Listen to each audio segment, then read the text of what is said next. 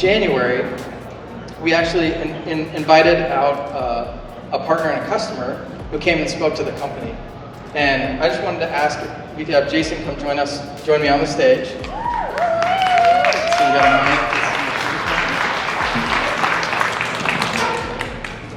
mic. So Jason came with his customer Amit. So Jason, could you tell them kind of a little bit of Amit's story that you relayed to us? Yeah, so Amit is a retail independent pharmacist. He's been that for the last 25 years.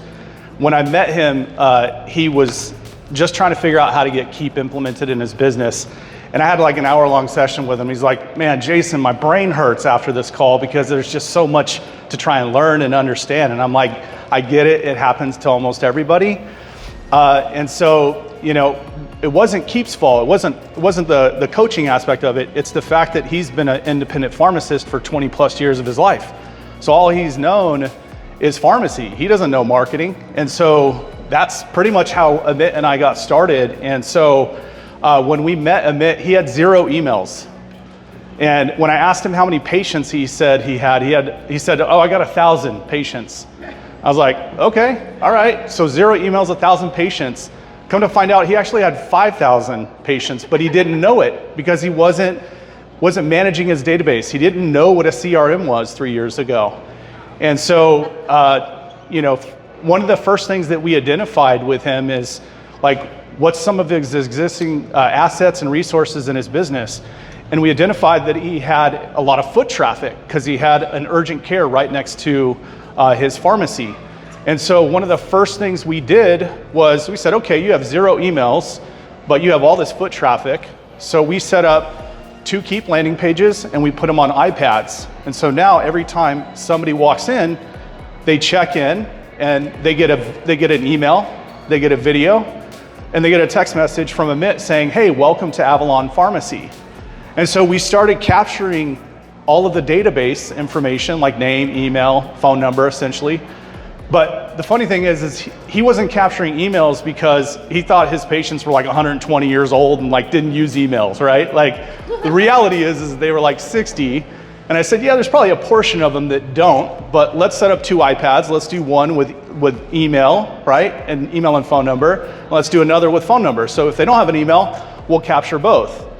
Well, 3 years later, he now has 6,000 emails and he has 8,000 patients. So 3 years, yeah.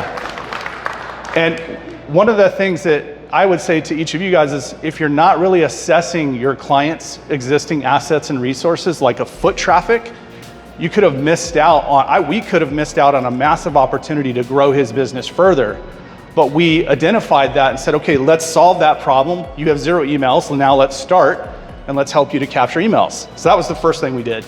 That's awesome. Yeah. And so in just the conversations with him, you identified this foot traffic. What happened with the emails after that? What did you do with them at that point? Yeah, so once we captured the emails, we then started building out lifecycle automation across the other areas of his business. So so one of the things we did is created a date and timestamp. So every time somebody comes in and checks in, we now know if 60 days later they haven't come back, they get an automated email and a text message saying, hey, we miss you.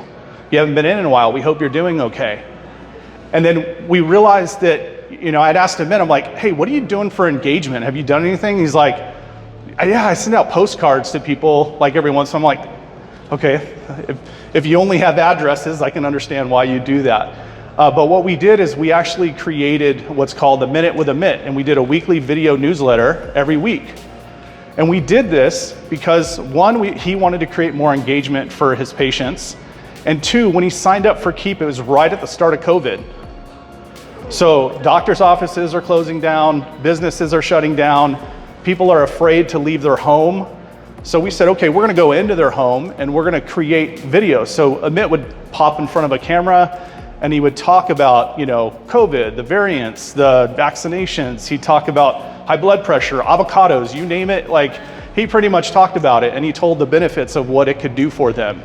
And that created a sense of community and engagement that he hadn't ever had before. And so that's one of the things we started to do is say, okay, let's create more engagement for him. And it was the power of the brand, because obviously his name is Amit. So we said Minute with Amit, and we did a weekly newsletter, a video. And so it created this sense of community that pharmacists aren't used to engaging with their patients.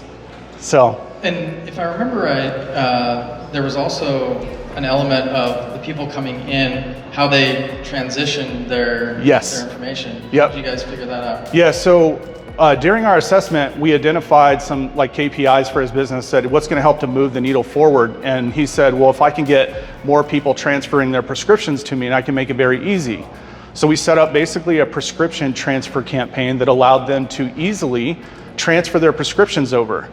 So what's exciting about this is that Amit's in a town of 20,000 people, and he has 8,000 contacts. So we captured 8,000 patients. So he has 40% of the population coming to him in a small town of 20,000 people, and that's from the power of Keap automation and lifecycle automation. So when I was, it was a company meeting, Jason and Mitt were here, they're kind of sharing their story, we had met with them as a product team, and I was just sitting back listening, and the three things that like really stood out to me, and Jason touched on them. The first was, they found a way to easily collect the information, right? They set up the iPads, they fill out the information, and they'll bring that in. The next thing that stood out to me was they also leveraged, and Amit talked about this experience of the engagement that Jason was talking about, where it'd follow up with these patients and send them, one of the easiest campaigns ever, right? Happy birthday. And all of a sudden he was getting calls. He talked about an 85-year-old woman or something like that. There was an 84-year-old woman that I think her husband was deceased, she was alone, and she called Amit and she said, "You are the first person in 4 years to ever wish me a happy birthday. So thank you for what you're doing for people like us in this small town, in this community." And the thing, Matt said a moment ago, what are you grateful for, right? What are you appreciative of? And I think what we are really grateful for at the automation agency is the impact that we get to make, right? Because when we sit down in front of that computer and we start to design and build automations, we're not just building automations. We're creating a societal impact beyond the person. Because when we make a difference for Amit makes a difference for his patients. His patients then react differently, they think differently, they appreciate differently. And that's what's really been amazing for us and such a great reward to see Amit grow. Because Amit's greatest fear was that all he would ever be doing is filling prescriptions. And now, after 25 years of doing that, he's now automated 95% of his business. He's actually going to be here today, but he was on vacation with his family. So, today I wanted to stand up here and share his story because it's an amazing one that we can create that level of impact that reaches beyond just businesses. It reaches the communities and economies at scale. And with that community, one of the big problems that you started to run into, so we talked about collecting the leads through the iPad and the simple form. Then there's the engagement. The last piece was they started to identify that there was a challenge where people would come in and they'd want to actually convert their prescriptions from whatever big chain pharmacy that they were going to Amit, so they could get that personalized touch. And you can talk about it better than I can. What was it that you all set up? Yeah, so we set up a Keap landing page again, using the ability for them to be able to simply fill out some basic information about their prescriptions, submit that form, it then notifies his staff immediately then calls and makes it really simple and easy for them to transfer their prescriptions. Whereas you try to go to like Walmart, Walgreens, etc., it's a pain in the butt. Like they make it hard for you to do that. And so Amit said, "Hey, let's do this. Let's create a way for us to create better conversions and get more patients transferring their prescriptions, because that's a key revenue driver for them." Awesome. And I know you talked about he's automated 95% of his business, 8,000 contacts in a town of 20,000. Yeah. What are some of the other major changes? Like in particular, he signed up during COVID. Yeah. So when he signed up during COVID, we started also focusing on because everybody was afraid to leave their homes, right? So he does free delivery. So we said, okay, well, let's re-emphasize that, right? Let's not put our heads in the sand and hope for the best. Let's strategize how we can get your brand, your product, your pharmacy out there. So we started re-emphasizing the importance of free delivery, free prescription transfer, and that worked out really well. That's awesome. And you mentioned it a little bit of where Amit's kind of headspace is now. He was concerned about just always being there to fill prescriptions. Yeah.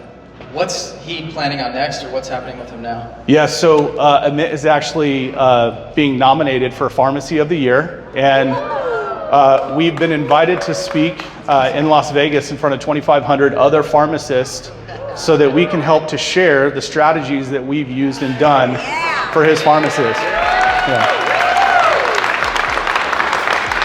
And Amit and Jason mentioned this to me.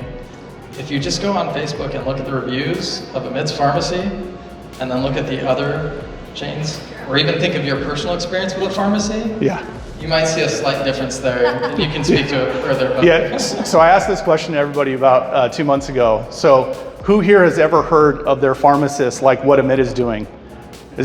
Don't know him by first name, right? No one has raised their hand. We are disrupting the pharmacy industry because guess what? When you drive up to the pharmacy, what do they ask you? Not hello, how are you doing? What's your birthday? Right. What's your address? Right. We are helping him in his drive-through to now engage their patients by saying, hey, welcome to Avalon Pharmacy. How are you doing today? Right? Like just that little change, right? That's why he didn't have any emails, because the only thing they collected was birthdays and addresses. And I'm like, well, we can do things with those, but we need to collect some emails so we can start engaging them. That's awesome. I sat back and was like, this is such a great example of our product vision in action. So thank you for all that you've done for Amit and for being willing to come share the story with us. Thank you. It's awesome, Jason. Yep, appreciate it.